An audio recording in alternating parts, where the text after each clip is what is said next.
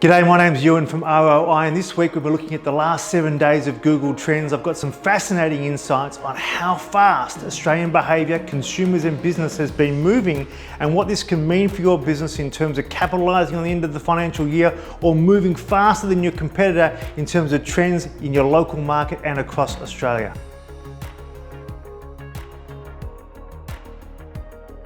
I'm going to share with you what's been on the mind of Australians when it comes to those questions of what, how, where, and how moments are changing across Australia. We're going to start with the big question in terms of what this week, which is what is a cyber attack? We had a lot of news about a cyber attack in terms of clients worried about how their business information could be impacted by some activity on Friday, and there was a big surge in people looking for what is a cyber attack, what do I need to do about this area, and that became something that was very important to Australian business in the last week. Not surprisingly, the question of how was about how many cases of coronavirus. We have seen an increase in cases in Victoria, and that's in terms of breaking it down to just the Victorian market. What's interesting in the Google search trends is every morning there's a real spike at certain times of the day. People are waking up in the morning thinking, how many cases has there been? And this is really interesting in terms of how it's impacting someone's behavior one day compared to the next, particularly as that's become something very new over the last 3 days. Then the corresponding question, which is really interesting, is with the correlation between cases versus hotspots. The number one question people are asking when it comes to where is Brimbank and where is Casey?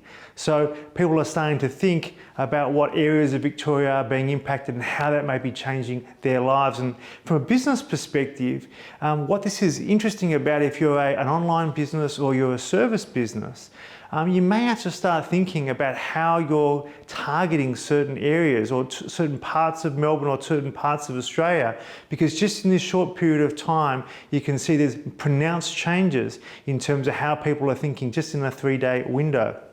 A good example of the coronavirus cases is the search pattern there. And what's interesting in terms of the flow-on effect, if we actually break the Google Trends down to just to Victoria, just in the last week, because of the changes in the clawback in Victoria, the amount of search for restaurants has come back almost 30% in the last 3 or 4 days. So that's just how fast things can move.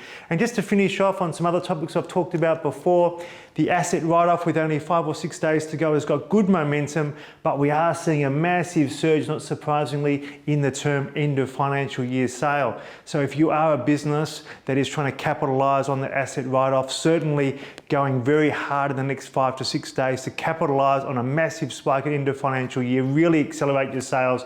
You should be able to do well before the end of June 30. And as always, thanks for listening, and if you need help or advice on how Google Trends can help your business, contact us here at ROI.